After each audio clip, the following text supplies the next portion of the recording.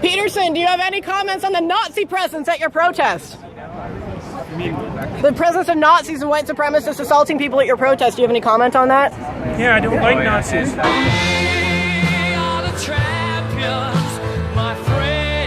Pronoun misuse may become actionable through the human rights tribunals and the courts, and the remedies: monetary damages, non-financial remedies, for example, ceasing the discriminatory practice or reinstatement to the job, and public interest remedies, for example, changing hiring practices or developing non-discriminatory policies and procedures. Jail time is not one of them.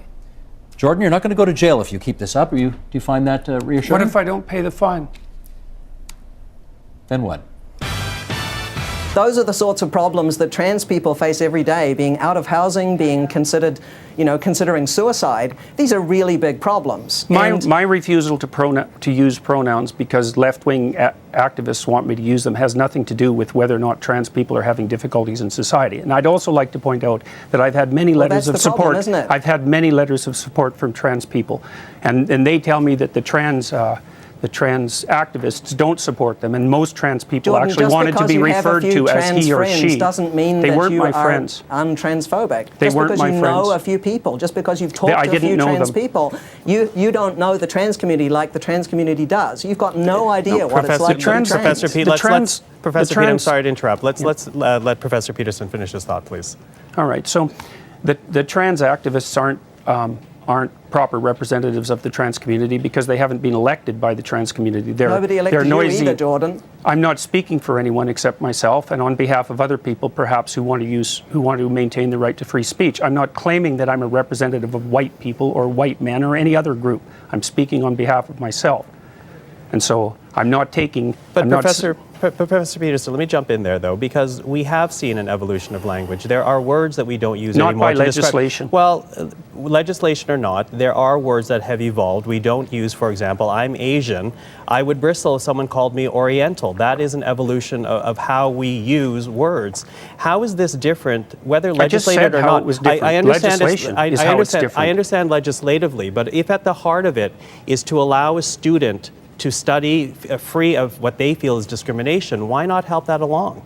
I already made my case for why not help that along. I believe that this legislation is extraordinarily dangerous, and there's other elements of it too that we haven't even got to in our society yet, like the protection for gender expression. And I've looked at gender expression in the Ontario Human Rights Code, and as far as I can tell, gender expression is best summarized in a single word: fashion.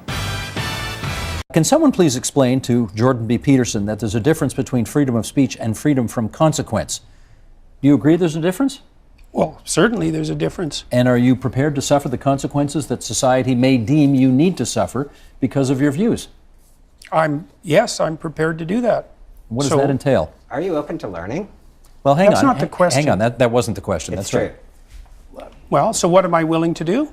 Well, I think that the Ontario Human Rights Tribunal is probably obligated by their own tangled web to bring me in front of it. If they find me, I won't pay it. If they put me in jail, I'll go on a hunger strike. I'm not doing this. And that's that. I'm not using the words that other people require me to use, especially if they're made up by radical left-wing ideologues.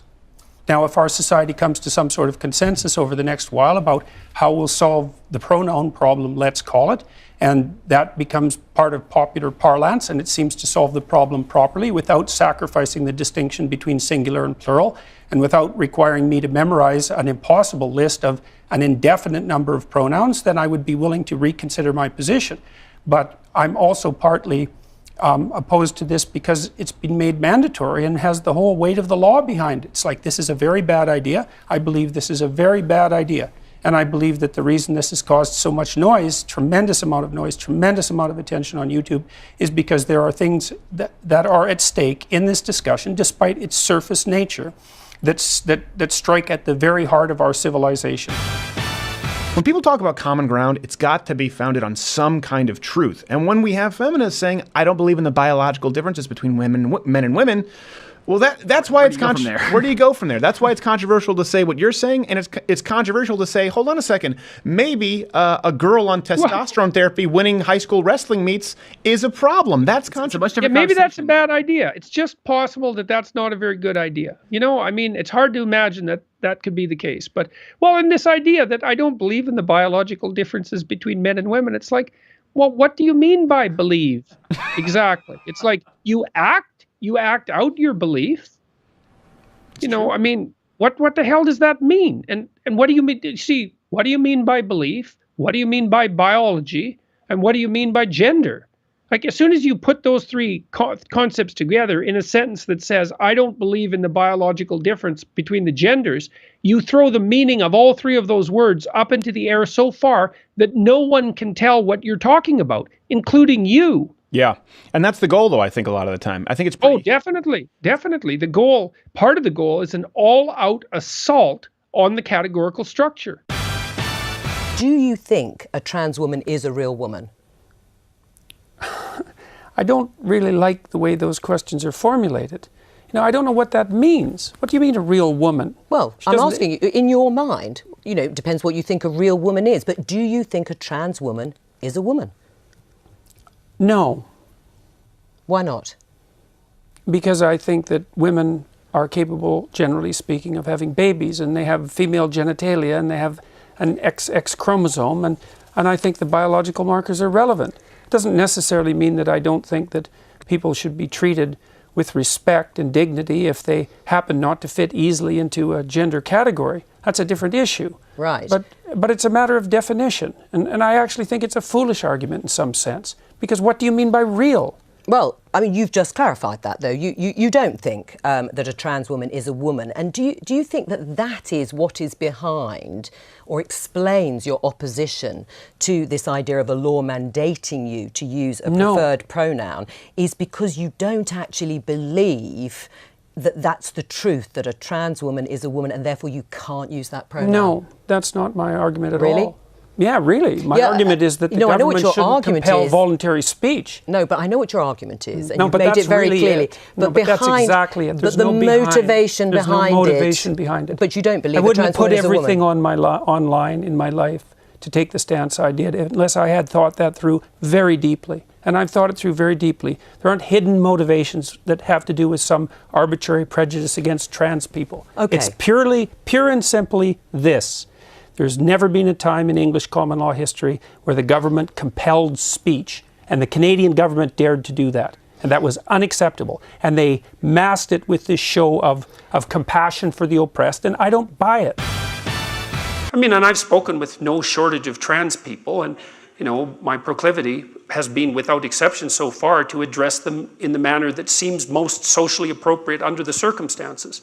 Now, you asked a specific question, which was, do I have special expertise that I might share with other people? You're doing Martin Luther, and I think that these issues are a little subtler than those. And so, well, what makes you think that you're doing the kids that are grandstanding any favors by going along with their manipulation? Because I can't decide which ones those are. Well, I just have my gut instincts, and that's not good enough. Look, fair enough, but you have a type 1 and type 2 error problem.